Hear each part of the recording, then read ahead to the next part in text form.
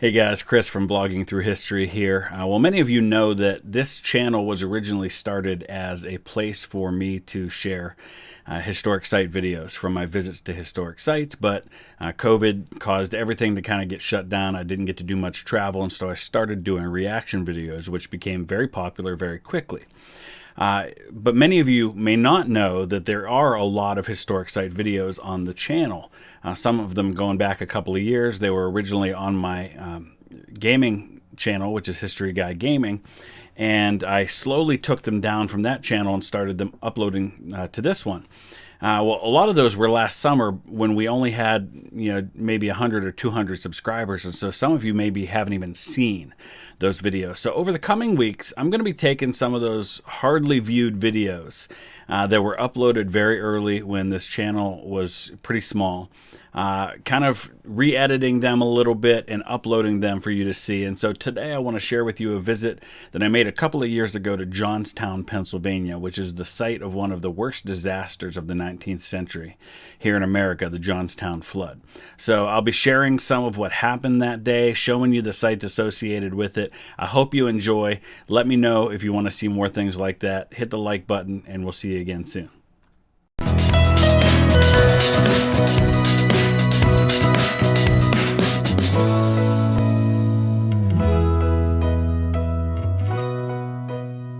History Guy here, coming to you on location, 14 miles upriver from the city of Johnstown, Pennsylvania.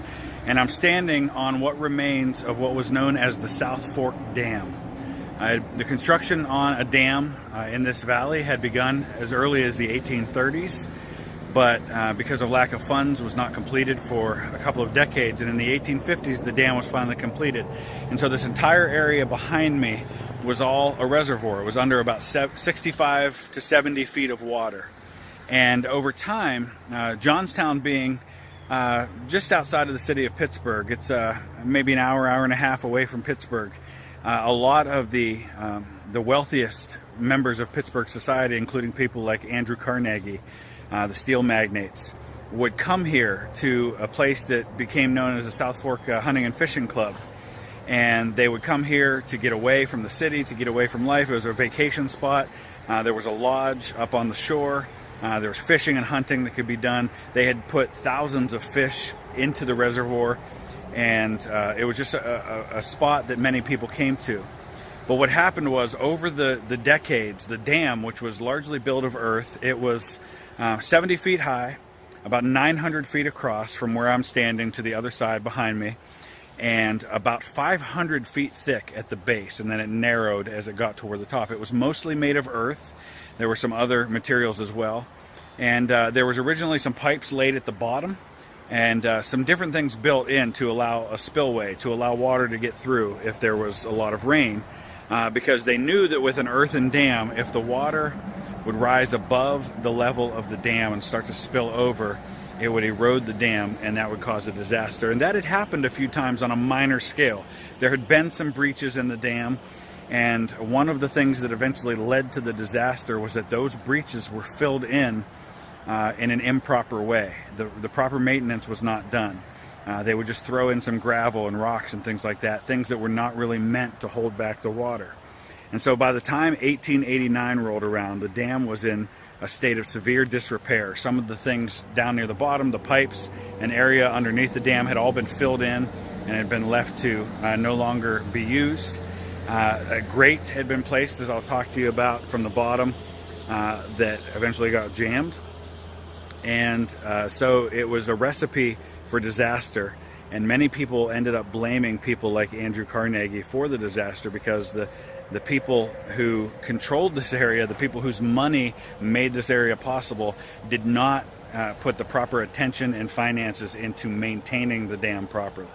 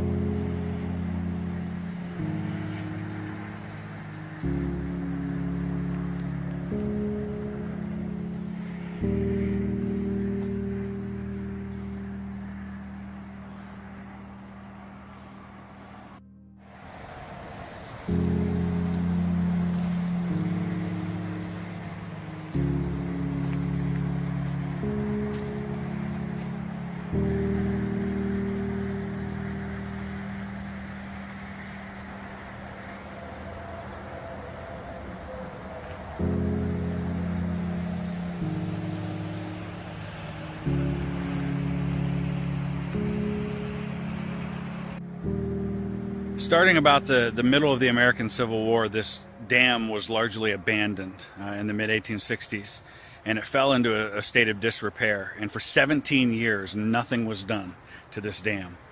At the end of that 17 years, by right around 1880, is when it was purchased by what became known as the South Park Hunting and Fishing Club. They did some minor patches to it, but nothing on the scale of what should have been done. They just kind of patched it up so that they could turn this into a hunting and fishing resort. And so by May of 1889, the dam was once again largely neglected, and the people of the hunting and fishing resort had hired a recent college graduate by the name of John Park, who was a civil engineer, to come here with a group of Italian immigrants and dig a sewer system for the club. And so they happened to be here doing the sewer system when it began to rain, and it continued to rain. And over the span of about 24 hours, somewhere between 6 and 10 inches of rain fell. And it got to the point where this reservoir, which was already only a few feet short of the top of the dam, began to rise about a foot an hour. And John Park, who was here to build a sewer system, started riding back and forth across the dam on his horse, inspecting it, and he knew a disaster was coming, and he desperately tried to do something, anything at all, to stop it. And so he got all these Italian immigrants who were there to help him build this sewer system. They were sleeping in tents. And he grabbed them and got their picks and their shovels and had them desperately doing whatever they could to try and shore up the dam against this rising water. But they knew that if this dam gave way, that the valley below, all the way down to the city of Johnstown, 14 miles away, that it was going to be disaster, and it was going to kill a lot of people. And he knew that, and he did all he could to try and stop it. But unfortunately, his very best efforts were not enough.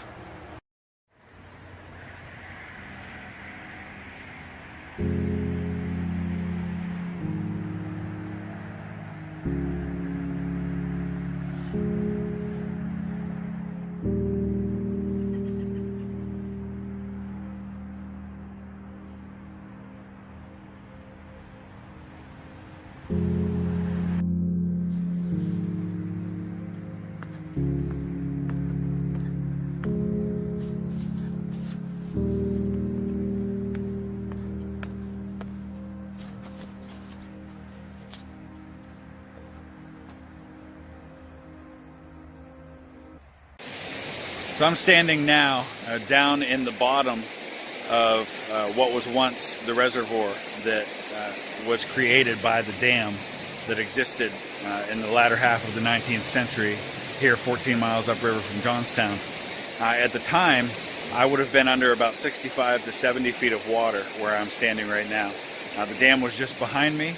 It was 70 feet high, and so it only allowed for just a few feet of rising from the reservoir, and the water would spill over.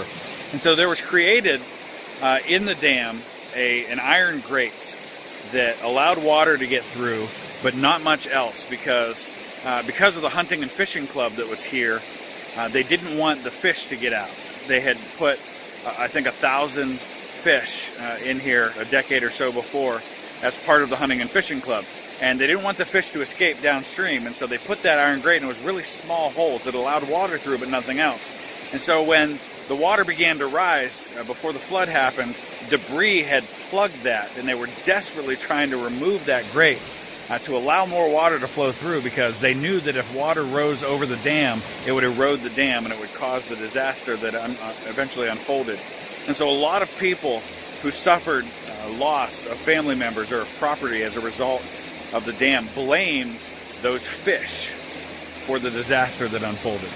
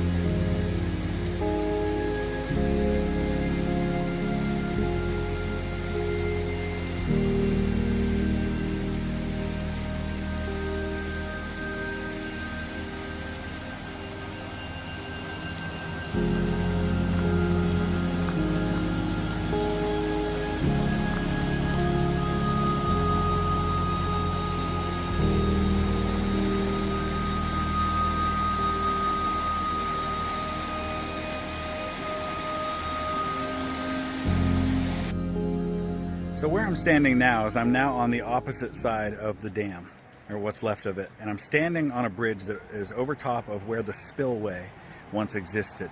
Now you can see behind me where I was standing before is the other side, and so here is where all the water would flow.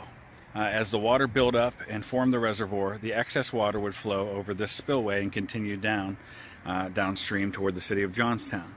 Well, the spillway was only one part of what was supposed to keep the water from overflowing the dam. The other part was over on the other side. There were some pipes that were supposed to be running underneath the dam, and there was a tower that had valves that allowed control of how much water flowed through those pipes. So between the pipes and the spillway, they were supposed to keep the water from overflowing the dam, because earthen dams are good unless water flows over them. Once water flows over the top of those dams, it erodes and they collapse. Well, sometime before 1889, the tower that controlled the water flowing through the pipes had burned down and never been replaced. Those pipes were eventually abandoned, and so the spillway became the only way to control water flowing out of the reservoir. Because of all the rain that happened in May of 1889, the tributaries that fed this reservoir eventually picked up trees that had been uprooted, debris off the shore, and that all flowed into the reservoir and eventually clogged this spillway to the point where water was not flowing over fast enough. And that eventually directly led to the cause of the overflow of water and eventually of the flood itself.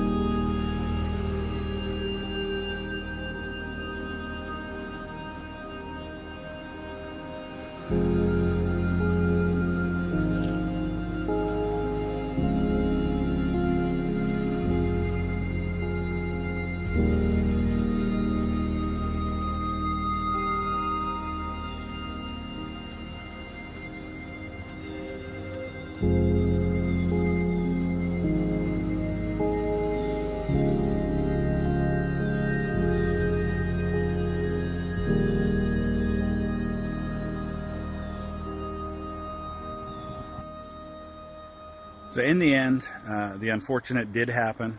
The water spilled over the top of the dam. It eroded the dam collapsed, and water began to flow downstream in massive amounts, picking up debris along the way. And we'll talk a little bit more about that when we get to some of the locations that were affected by the collapse of the dam. But let's talk for a minute about what caused the flood. What were the causes? What were the reasons? Well, number one was neglect. This actually had been a well-engineered, well-built dam when it was completed in the 1850s. But all of the things that had been put into place, things like the spillway, things like the valves and the pipe system, which all could have prevented this disaster, had been neglected. With the burning of the tower and the eventual closing of those pipes, leaving everything up to the spillway, putting in a grate that allowed water to flow through but didn't allow the debris to flow through and caused that to get blocked up, put all of the pressure for overflowing the water on that spillway. The spillway wasn't wide enough or deep enough to handle the amount of water that was happening. And in addition to that, the dam had been weakened by shoddy repair work over the years when there had been erosion that had taken place, all things that should have been done for an earthen dam. So in the end, that neglect and that lack of repairs that needed to be done and the changes that were made to accommodate the hunting and fishing club all directly led to a disaster that took over 2,000 lives that day.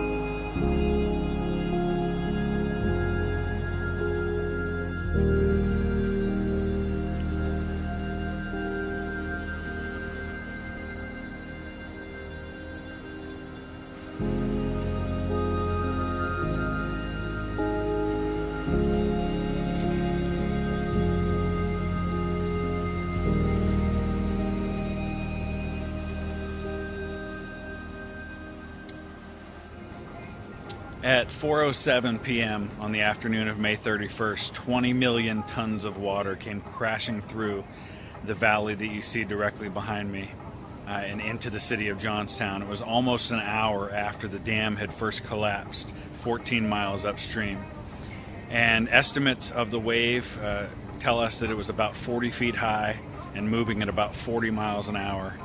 And unfortunately, it was not just water, it was the millions of pounds of debris that had been picked up along those 14 miles, including from homes and villages and a factory along the way. And that just picked up everything that it ran into here. People were seen running for high ground as best they could, but there really was no escaping, no warning. Some people had tried to warn the city, but very little could be done. And dozens and then eventually hundreds of structures were just completely destroyed and carried into the side of the hill that I'm standing on now. And as it crashed into the hill, then it turned and began to go downstream and got caught in a bridge, which I'll visit here in just a few minutes. But just must have been an awful, awful scene from up here looking down helplessly on what was happening in the city of Johnstown that afternoon.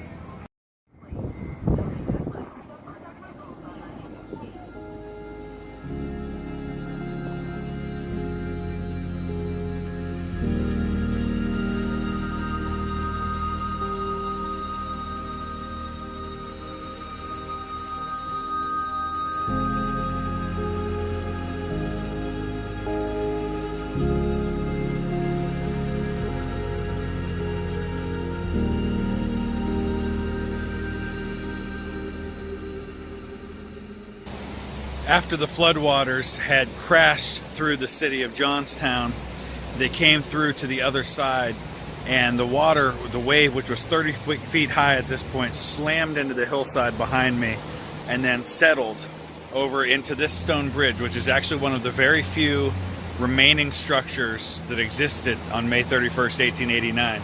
And so it didn't take a direct hit, and so the bridge survives, but the waters settled up against that bridge and tried to run through there, but so much debris had clogged that it formed a wall that actually rose 15 feet above the bridge. And all the debris just started stacking up right there. Parts of houses, parts of other buildings, railroad cars, the barbed wire from the factory downstream or upstream, and eventually, and very tragically, one of the most horrific scenes of the flood that day happened here at this bridge as that debris caught fire and burned for 3 days because there was oil and all this material. And eventually the remains of 300 people were found, burned and charred, some of them completely cremated. Who knows how many bodies disappeared altogether. But right here in front of this bridge, eventually the waters continued to run down past the bridge and hundreds more people died on the other side of the bridge. But one of the most horrific scenes of the entire day of the flood happened right here at the stone bridge.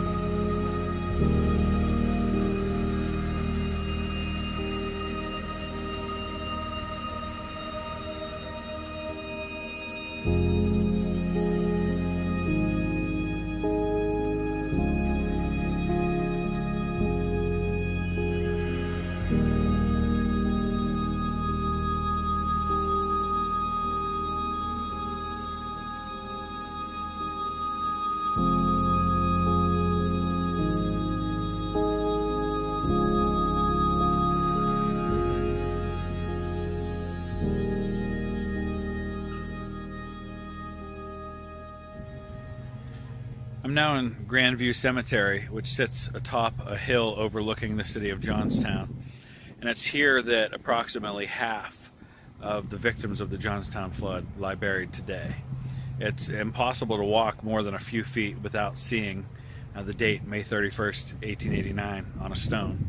Right here is just one such stone. It's Elizabeth, the wife of James King, and then Edgar, Katie, and James, their children, and they all have the date May 31st, 1889. I can look just behind me and see two more graves that have the date May 31st, 1889, and they're all over the place. There are about 500 known graves with names that bear that date, May 31st, 1889, here in Grandview Cemetery. But Grandview is also the final resting place for nearly 800 unknown victims of the flood. They were initially buried all in a mass grave because of fear, a very reasonable fear of disease that could spread quickly. So the bodies were rounded up, put in a mass grave. About 5 months later, they dug up all of those bodies from the mass grave in hopes of identifying more of them. And the ones who eventually were not identified were brought here to Grandview and placed in a mass grave. Let's go take a look.